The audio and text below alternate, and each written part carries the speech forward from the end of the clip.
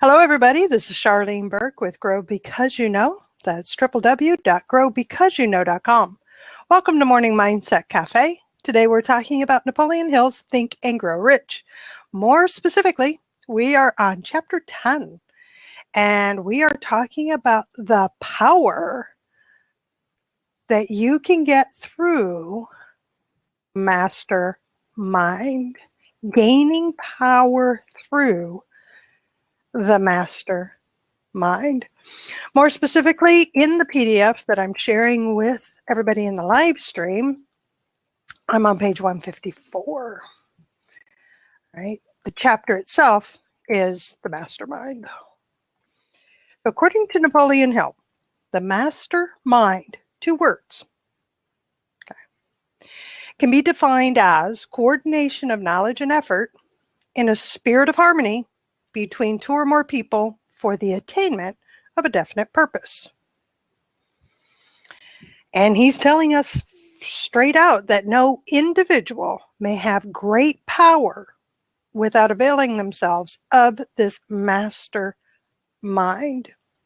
So up to this point, and in the preceding chapter, we were given instructions, weren't we, of how to create plans that have the sole purpose of translating desire into the monetary equivalent.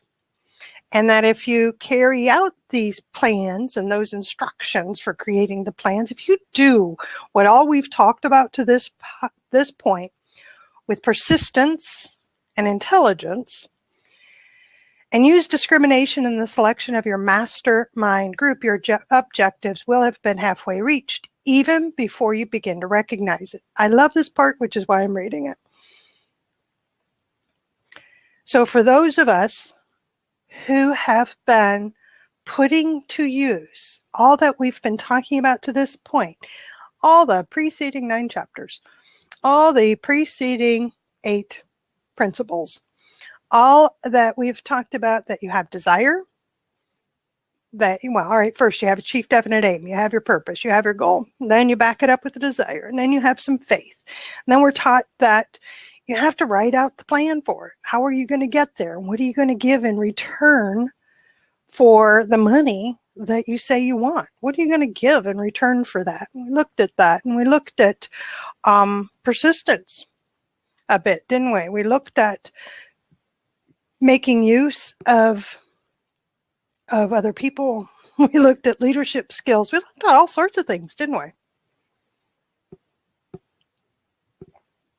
So what this paragraph is telling me, and I invite you to comment and share your own thoughts here, but this is what this paragraph is telling me.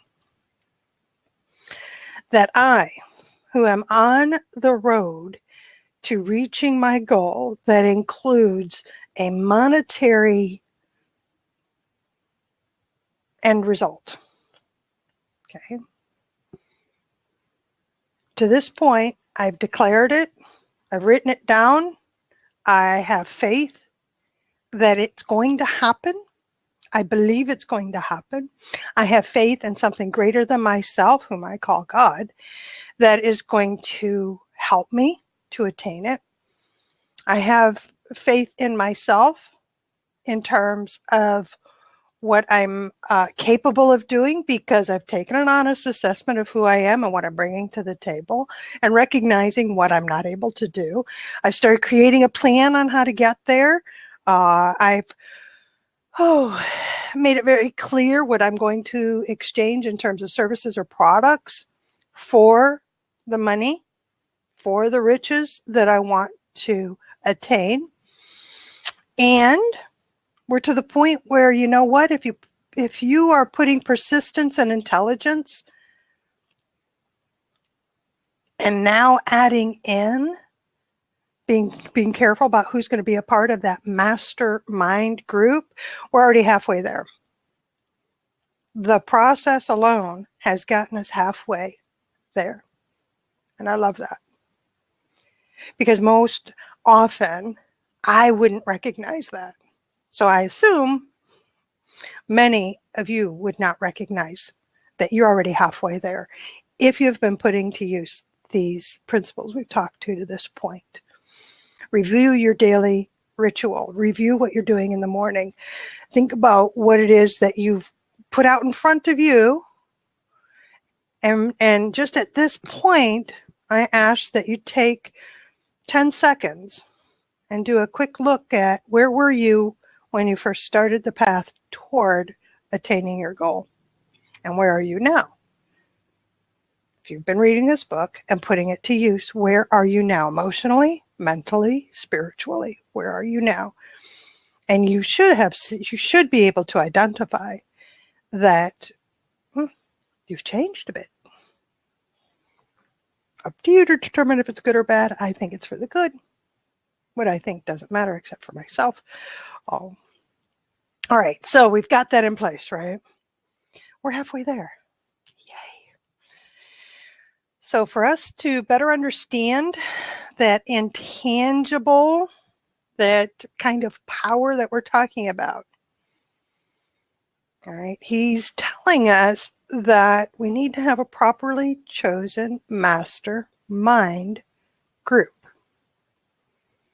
Okay, we're going to talk about two characteristics of the master mind principle. Again, two words. One is economic, the other is psychic. The economic feature is pretty obvious. Economic advantages can be created by anyone who surrounds himself with the advice, counsel, and personal cooperation of a group of people who are willing to lend us wholehearted aid in a spirit of perfect harmony. Yeah.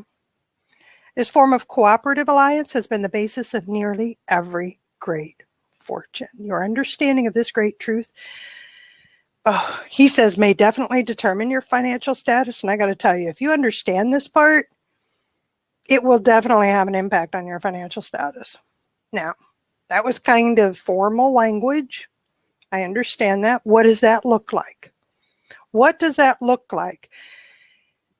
I want you to think about any successful person that you are trying to model yourself after, or any person who has attained and reached the level of wealth or riches that you want, and you've already set yourself, you've been inspired by them. You've seen that they could do it, right? You've seen, I had a conversation this weekend with someone who averages $1.5 million a year. Okay.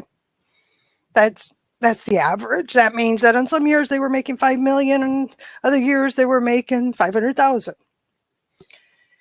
So we figured out, when you look at it, you're averaging about 1.5 million. They're doing exactly what I do. Just normal, regular people. But I got to tell you that they're not doing it by themselves. They have counsel that they have access to. They have this small inner circle, this group of people they meet with regularly, just as I do, just as what we're going to encourage you to do. All right. Meet regularly with them. Learn from them. So you don't have to rely solely on your own knowledge or expertise. Good morning, Christopher. We are on chapter 10. In the PDF, I am on page, what did I say, 157? We were talking about gaining power through the master mind. You're quite welcome. Good morning. So good to see everybody here. All right. So your understanding of this great truth, the great truth being that the economics of having access to a master mind is tremendous. It's vital for your success. It really is. It's how you gain power. Now, the psychic phase, or the psychic side, remember we talked about there's two. So the psychic side of the mastermind principle is more abstract. It's more difficult to comprehend. Some people, quite honestly, turn away from it. When I've spoken to them about it, they just almost too rational, but Let's see what the book says. The book says that it has reference to the spiritual forces with which the human race as a whole isn't well acquainted, hence those that will turn away from this. No two minds ever come together without thereby creating a third invisible, intangible force which may be likened to a third mind. Now, if we keep in mind that there really are only two known elements in the whole universe, energy and matter, if we start from that foundation, we know that it's well-known fact that matter can be broken down into units, right? I mean, quantum units, actually, of molecules, atoms, and electrons. Let's keep this simple. They're units of matter, units of matter that it can be isolated, separated, analyzed, right? So now we also know that there's units of energy. The idea here is that the human mind is a form of energy, a part of it being spiritual in nature. Okay, so if we grasp that, then it's a little easier to grasp that when the minds of two people are coordinated in a spirit of harmony, the spiritual units of energy of each mind form an affinity, or this third mind. All right, so what does that look like? For me, I'm going to share with you what it looks like for me. I welcome anybody in the chat to jump in, talk to me here, put it out into the chat area. What does this look like to you? For me, a mastermind can easily be developed or created, and it has been, when I was a part of an engineering team. And as a group of engineers, we got together to solve a problem, specific problem with a customer's piece of equipment. So we got together, bringing in our own experiences, knowledge, and expertise, right? What did we do to this point? What is a symptom of the problem, and what did each of us do to this point if we had touched that machine? So now we have information in front of us to work with, because there's still a problem. The machine isn't working the way it is supposed to. So I come in with an idea that says, what if we did this? It's up for discussion. You don't just run out and tweak, right? Yeah, everything's fixable, but when you're talking about $1 million machines here, you don't just do that, right? And somebody else says, well, you know, that might work, but it might work better if we do this. We start laying it out, and sometimes we would sketch. And amazingly enough, I'm remembering being amongst metal filings because part of the problem was a metal rod that's going in front-end sprocket system that's going awry. And so there's all these metal shavings and filings down on the floor. And, well, what if we do this? What if we do that? And somebody else says, oh, that might work, except look what it will do over here. All right, don't scratch. Don't scratch it off and throw it away, but instead keep this in mind, the side effect, the consequence, and see what else happens. Now, have you ever been in that kind of conversation where you're pinging off of each other? And everybody becomes very focused on solving that particular problem. What can happen is that third mind and the suddenness of new ideas coming in. That's what I attribute to that third mind, that level of energy when all of us are focused on one thing. You know, that's what I call or consider that third element, that intangible energy that happens when we're all focused on solving the same problem. And it can be very exciting. You know, most of the time it is. And when you reach a solution that works, especially in an engineering team, oh, it's party time for about 3 minutes. You know? Yeah, engineers, we just, yay, rah, rah. Okay, now let's get to work. Next. Yeah.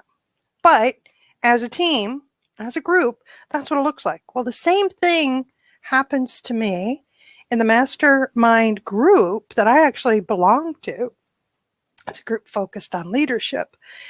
And when I am participating in helping to solve a problem or find a resource for somebody else, the same thing happens. So other members say, you know what, I had that experience myself, and this is where I went for it. Triggers something in me. It says, I had something similar. And while I'm not certain this is the exact answer for you, I believe this may be helpful, this particular resource or place that I went for to get something done. And then again, the pinging starts.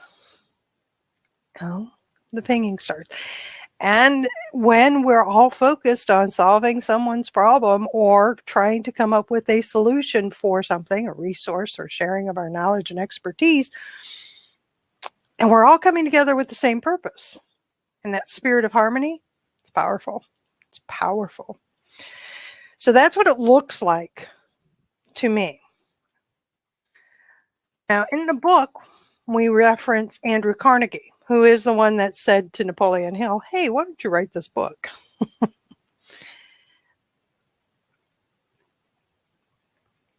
And Mr. Carnegie told Napoleon Hill that his mastermind group consisted of a staff of about 50 men. And he surrounded himself with those 50 men on purpose. He selected these men because the definite purpose of them coming together was to manufacture and market steel. Andrew Carnegie attributes his entire fortune to the power he accumulated through this mastermind.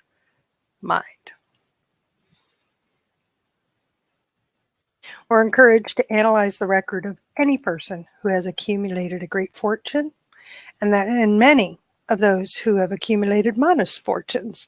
And we will find they have either consciously or unconsciously employed the mastermind principle. What are you doing to surround yourself with people on purpose? Or are you? Yes, that's a good question, huh? Are you surrounding yourself with people of a particular type that will help you to attain your definite purpose, your chief aim, your goal? And what does that look like? Love to have you talk to me. Jump on in here. Let's have a conversation. Put it out in the chat. Isn't the presidency of the U.S. nothing more than a mastermind group? Yes, can definitely be viewed as a mastermind group. Yes, when the president appoints people to the cabinet, he's doing it on purpose and with counsel and being advised by trusted allies and people close to him for the sole purpose of, I need people in these places that I don't know enough about and really shouldn't have anything to do with. That's their job. That's what they're bringing to the table so that I can tap into them. Yeah. It's interesting. Need to be more purposeful about who I surround myself with. That was a lesson that I learned. I thought there was a time that I thought I had, I didn't do it on purpose. I had kind of like dropped into a group of people that appeared to be pretty successful. And it was when I started asking for guidance and asking for a little bit of help on direction or where I should go for things, they weren't that helpful. And so a good way to say it, yes, is that be purposeful about who you surround yourself with. Today, I'm very purposeful. Very purposeful. There are, and I don't make the decisions quickly, quite honestly. Sometimes I do.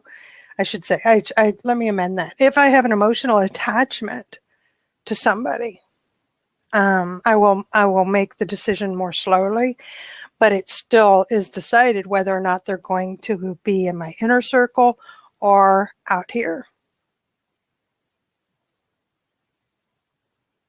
Now, if I don't have an emotional attachment and it's business, I shared not too long ago that a team member appeared. I worked with him for almost a year now. That he appeared to be a great team member. Not perfect, of course not. He's human. I'm human. Nobody's perfect. But always there for the customer, took care of things. I relied on him for his skill level. He let me know of additional skills that he had so that I could tap into those as needed. When there was an issue with a customer or a customer was asking for something specific, I would tell him what the other team members had said, what I knew to this point. I need your input. He gave valuable input. And then there came a moment when I don't know what happened to him. I just know that his activity was going to have a detrimental effect on a customer. Well, I had already made a decision about my business that the minute any team member, including myself, has a negative effect on a customer, it's addressed immediately. I had already made that decision. So there wasn't any hesitancy to ask what the heck's going on and remove connection to anything to do with the customer. Address the issue. What's going on? What's happening? No response. Finally, there was a response that didn't make any sense to me.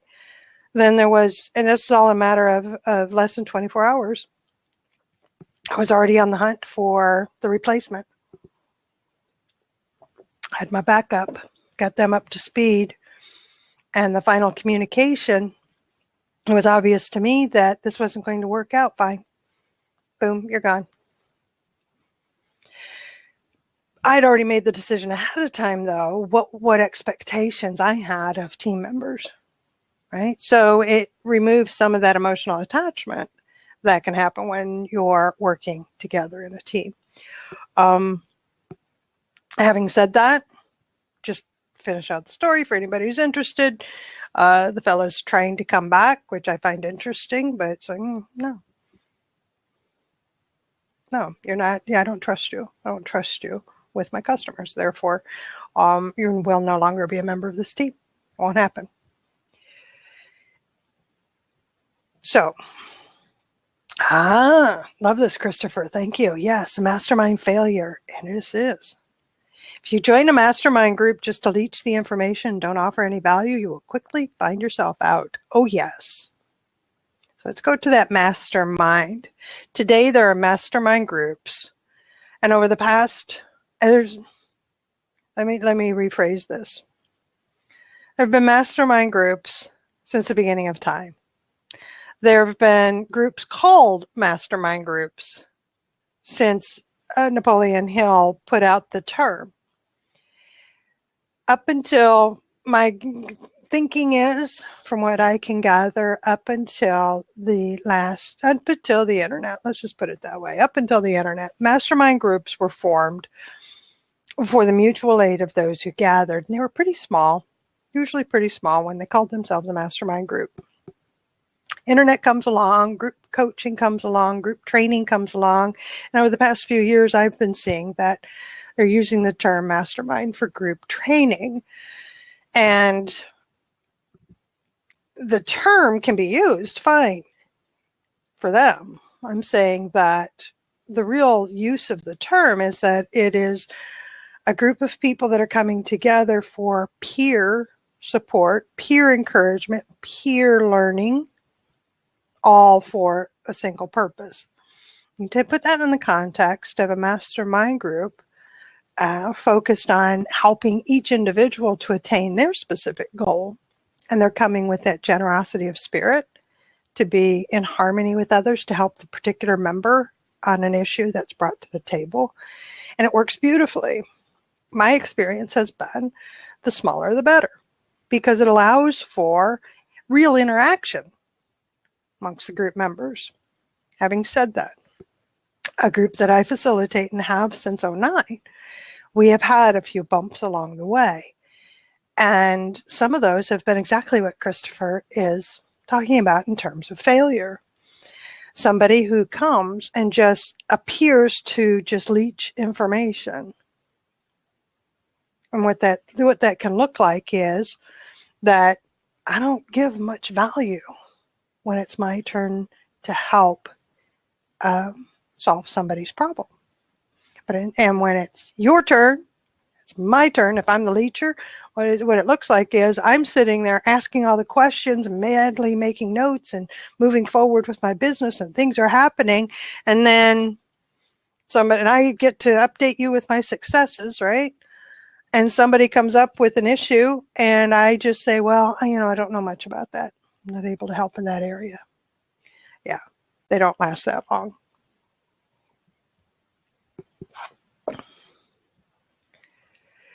Oh, that's interesting. So we have a question here. Are there business introductions referrals within a mastermind group, as in something like a BNI networking group? So not in my mind. Not in my mind. A mastermind group isn't gathering for the purpose of networking. That's a natural offshoot. That's going to happen because of the resources that are shared. When a group has been meeting for a long time, there is a trust level. Side businesses happen. Collaborations happen outside of the group, but that's not the focus of the group. An interesting question. Charlene, what happens when a mastermind loses its focus? Can the group ever regain its purpose, or should it just disband? That's interesting. I think that if the loss of focus has gone on for too long of a time, I don't know what the time frame is, you can't bring it back. And that's because everybody has gotten into the mode of gathering for something that's not the reason they originally gathered for. For instance, I have a member of a mastermind group that I facilitate now, different one. I facilitate mastermind groups, right? A couple of different ones. And she was so excited that when I told her how this one's structured, she said, because I've been a member, this is what she says, I've been a member of a mastermind group for 5 years. 5 years. And that's how we started. The structure you're talking about is how we started. After about 3 years of regularly meeting, I realized we were turned it into a social gathering. We lost our structure and it flipped. What they did was they started out where everything was about business, and then there was some socializing afterwards.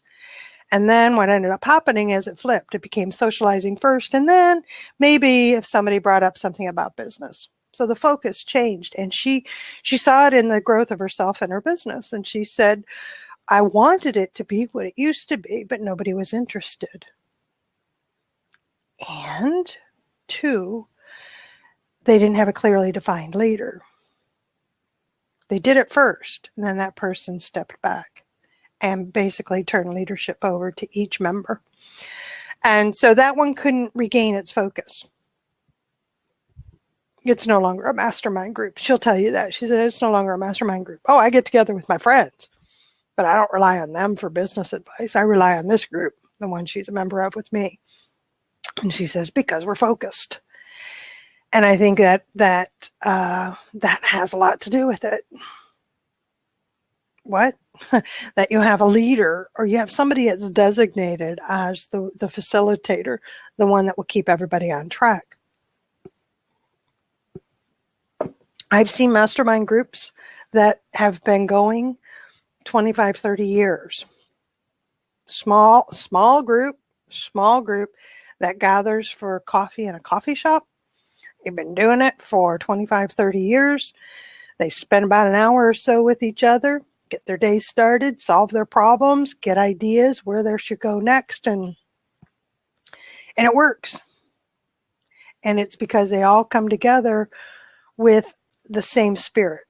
I've seen others attempt to start out that way, and lack of leadership, lack of guidance, they've fallen apart. Because nobody knows how to get everybody on track.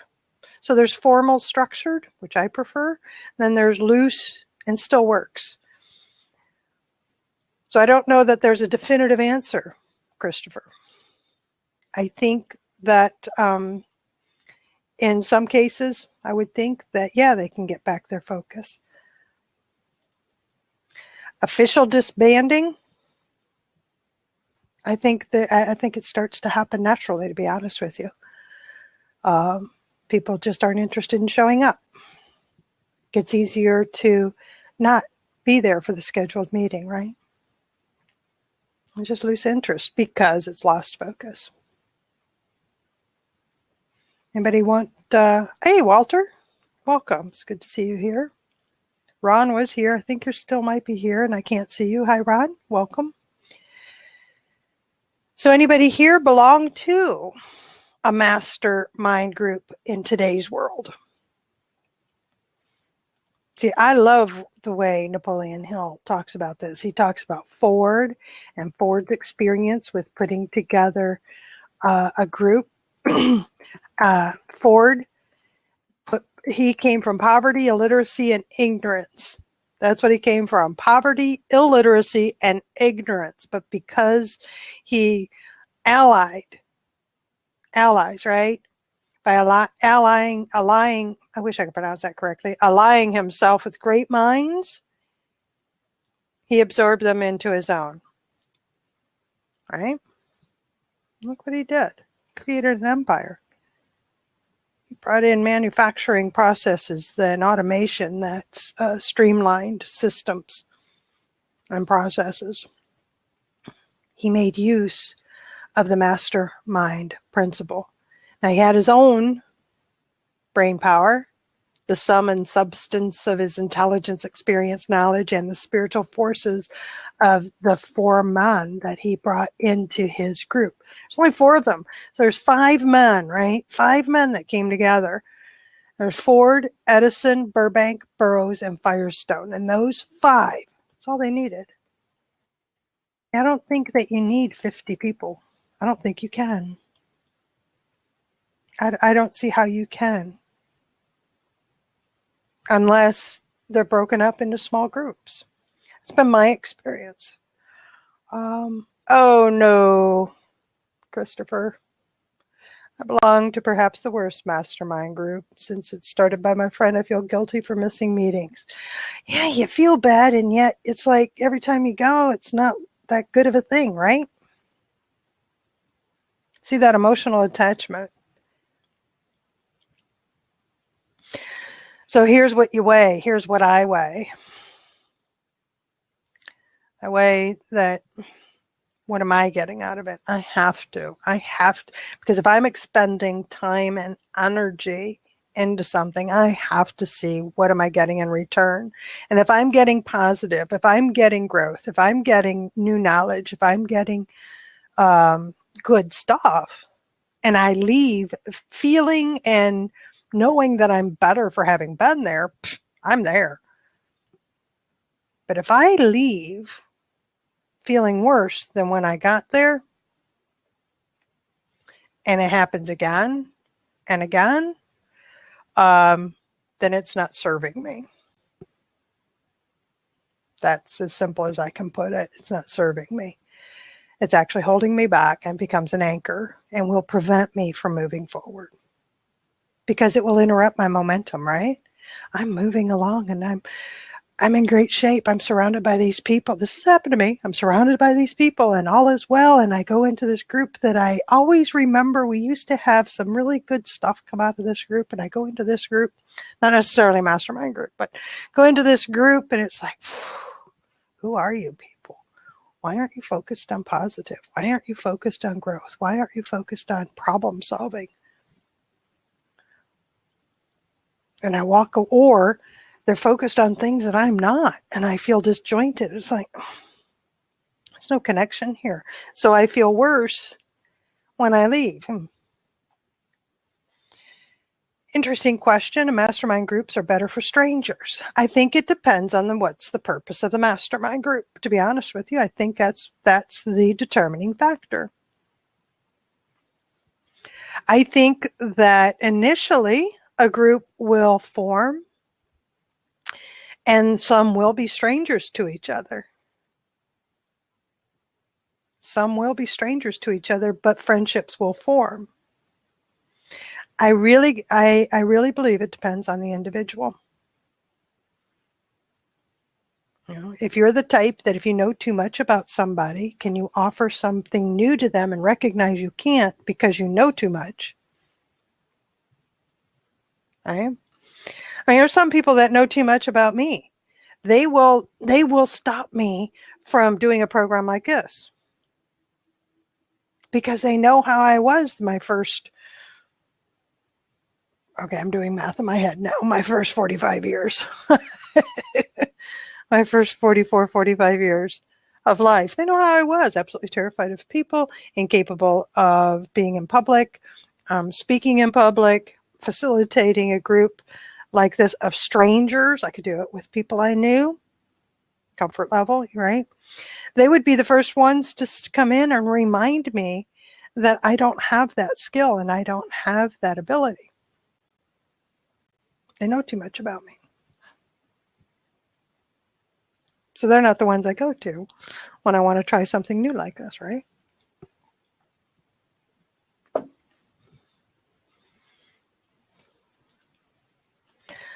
All right. Then we have the story of Gandhi.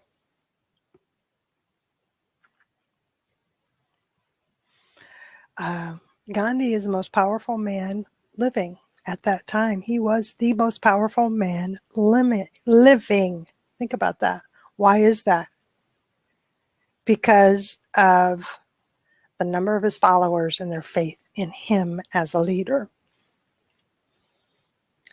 He came by power through inducing over 200 million people to coordinate with mind and body in a spirit of harmony for a definite purpose. He did that.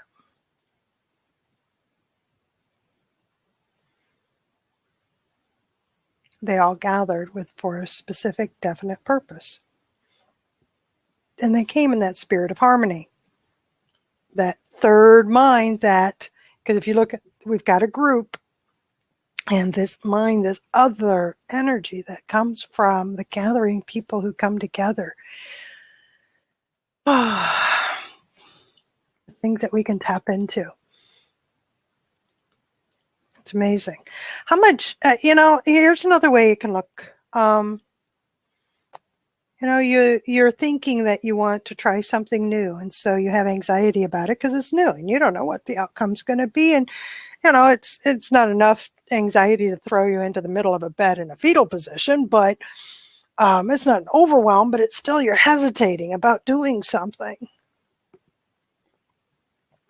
I don't care if that doing something is learning a new skill, joining a group, trying a new product, launching a new product for a different market, launching a brand new product. I don't know. Maybe you've always wanted to ride a motorcycle, to drive a motorcycle. And you have an opportunity, but you're hesitating. So you go to a group of people, 2, 3, 4 people, and you get into a conversation, right?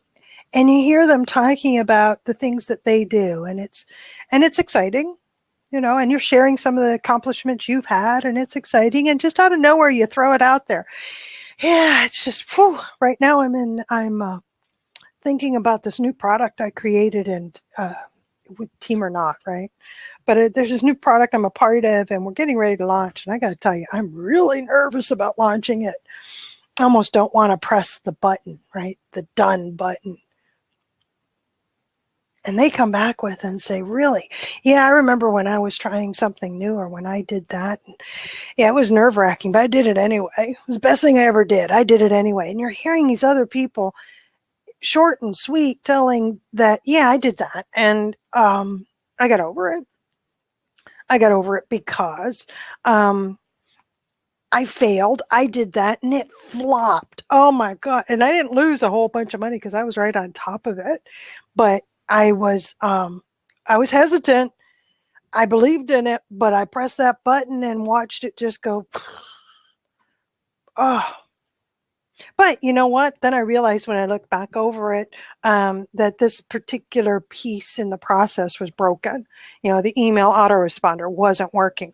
I had the wrong email link in there. I had the wrong website in there. It was, you know, I identified what the problem was. Now imagine that. And imagine walking away from that group that you just went to. My guess is that the feeling you have is, I'm going to press that button. I'm going to go learn that skill. I'm going to do this. That's the power of a mastermind group. It's not to just get an answer to a specific problem, that my ink pen is broken. What do I do about it? Find the part, and here's how you put it together. A simplified version, I know, but that's a specific problem. Now you get a specific answer, and it may take 3 people to come up with a specific answer. It's more than that. And that's why it's called that mastermind, this other energy that happens, because that spirit of harmony. It's the spirit that comes in. It's the good stuff that comes in. It's the attention on solving a problem. It is the feeling that comes in from everybody that is part of the group. It's that generosity. It's that willingness to share the expertise and knowledge so that you can walk away feeling better about whatever it is you're going to move forward with. For instance, is a gal in, it sounds like there's an awful lot of women in my mastermind groups, but there are men in there as well, and they say the same thing. But this one in particular that's coming to mind is she had created an entire sales funnel. She has a huge product offering, and the sales funnel, and she couldn't press the button. She couldn't launch it. And that she had come to the mastermind meeting. Others were sharing and were talking about their own things. And it came her turn. She started talking, and before you know it, she trusted this group. Started talking about she couldn't press the button. She couldn't press the button. It just wasn't happening. And the group was able to share a little bit of their own foibles, right? They had already done that to that point, but question what's the block? You put all this effort into it. What if it works? What does that look like? And really what it was her own mental state. She felt comfortable enough in the group to finally break through and acknowledge that she was afraid. That she was afraid. It was something new, and that she was afraid. And that's all she needed. She needed that safe place to be able to identify whatever her block was, and she did it. Right? Good morning, Tim. Welcome. Welcome. Good to have you with us. Then all right, so here's a fella. Let's talk, a fella's experience with technology, the frustration that he was experiencing over this project that he had. Number one, he was working on the project solely by himself. Problem number one. He was coming to a group of people who weren't familiar with the technology. He recognized that. He loved the mastermind group. He loved coming to the mastermind group. He was relying on the group for something they couldn't offer him. So he found it elsewhere, comes back to the group and says, so here's what it is. I couldn't get things moving because it's too big. I went to a small group of people, discussed it with them who are familiar with what he was trying to create. And they said, are you not familiar with what's known as minimum viable product? And he was, but not in this context. And they talked a little bit to him. He came back to the group and shared. Everybody benefited from that new knowledge. He's moved forward and launched his product. Stuck in your own head, you're stuck with your own thoughts that don't change, right? There's great value in having people. Again, I'm a believer in small groups. In this case, when we're talking about, I want to grow my business, I want to grow myself, small groups very focused on the same thing. You can have larger groups. You know, I mean, Carnegie talked about his staff of 50. I've seen groups 20, 30, 40 that are all focused on discussing and talking about the same thing. We're here for a definite purpose, right? And then there's the groups that I prefer, which, again, are smaller. You can break up the bigger groups, you know. I mean, for instance, I just launched a program called 16 to Success. Christian, who is in the room with us, is a team member. Aaron isn't here this morning. And we launched it. And we fully understand, and we're doing this on purpose to do it small. We could easily have 100 students come through and all 100 people in this private, secret Facebook group. But we already have plans that we're going to be breaking them up into small groups for live workshops and live discussion focused on one thing, helping each other to understand that particular success principle and putting it to use in their life. We're going to be breaking them up. I was invited to a Facebook group called a mastermind, and I got out of there as quick as possible. Over 18,000 people, and only 3 were having any kind of commentary in the group. It's like, no, it's not a mastermind. Yes, I agree, Shelley. Big isn't always better. And again, what's the purpose of the mastermind? The mastermind's purpose, it's the whole reason for being, is because as a group has gathered in a spirit of harmony with a definite purpose in mind. Great power there. Great power.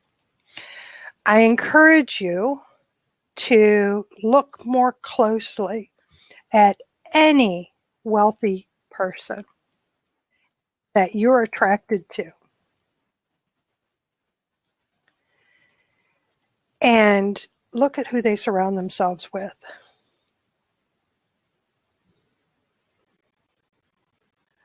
Look at the way they think. And then check yourself. Who are you surrounding yourself with? There's a term used today, I know it's been used for a long time in businesses. Your network determines your net worth. Are you surrounded by people that are focused on moving forward, on gaining momentum, on creating, on building things? Or are you surrounded by people who are settled, who have no interest in growth, who have, they may be in business, but it's like, well, I'm making plenty of money now. I'm not interested in anything else. Or even worse, are you surrounded by people that are constantly reminding you of all that you can't do? Well, it's up to you, right? It's totally up to you to decide who you're going to surround yourself with. I learned that, and I made a huge shift in people I surrounded myself when I was in my late teens. Then I made another huge shift when I was in my 20s, and then in my 30s, and then when I started my business in my 40s. Made a shift. I need to be around people who are going to help me to be better, who are going to help me to grow my business. And in turn, I am willing to help them be better and help them to grow in business. And then there are the formal structure of the mastermind group. I belong to one. I've been facilitating them since 2009. And they're for solo business owners, by the way. And they're pretty awesome. You want to be inspired? You want to be motivated? Sit in a mastermind group of people who are growing their businesses and overcoming challenges, personal and otherwise. And all the while still willing to be generous with what they have in terms of knowledge and expertise. It's pretty cool. Oh, so now I've come to realize I'm surrounded by the wrong people moving forward now to make changes. Oh, well, that's good news. Could be awkward, just could be, doesn't have to be. It's when you recognize what a problem is and you're able to see what the answer is, make it happen. I'm only saying the awkwardness because Christopher brought up that emotional attachment. You'll be better for it. There is a term that I really, really, really like. It's called detachment. Detach from the emotional attachment. Take a step back, arm's length. I love that arm's length, which is I'm too close. So I'm going to take a step back. This is your stuff. Right? That's why drama doesn't have any place in my life and never has really. People try to bring it in and that's your stuff. You know? Just a little side note there. All right. So any last words on the mastermind? Who's making use of them? I know I am. Christopher's tried. Are you going to be making use of them again, Christopher?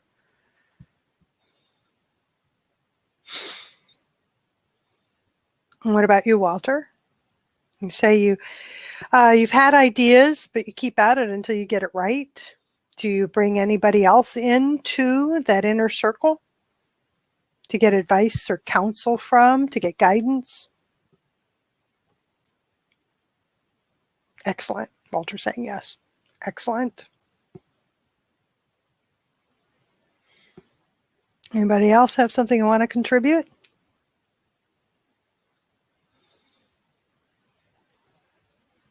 So now we want to start one with women over 50. Just need to flesh out the details a bit more. Well, should you need a facilitator,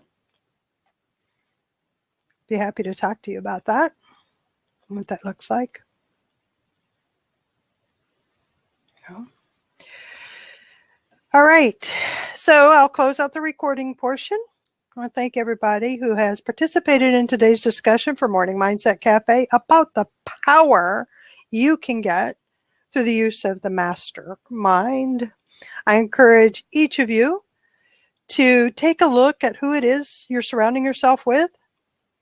Who is it that has access to solving your problems, who's participating in the solution for you, and are they really participating in the solution? And if they're not, then find somebody. Find a group, 2, 3, 4 people that you can get with and get counsel from.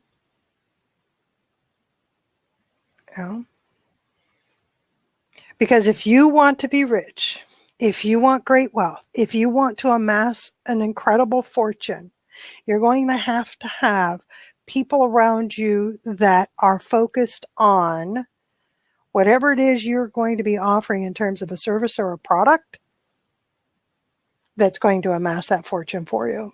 You're going to have people who can bring a different perspective, experience, and knowledge that you can seek counsel from, that you can help on their journey in order for it to happen.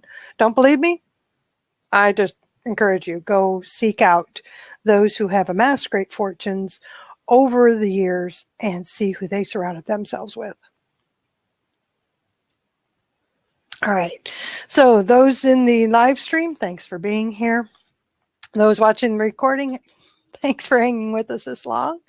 This is Charlene Burke with Grow Because You Know. That's www.growbecauseyouknow.com. Let's move forward with the day on purpose, with purpose, to grow our hearts, grow our minds, grow our businesses. Until next time, have a great day.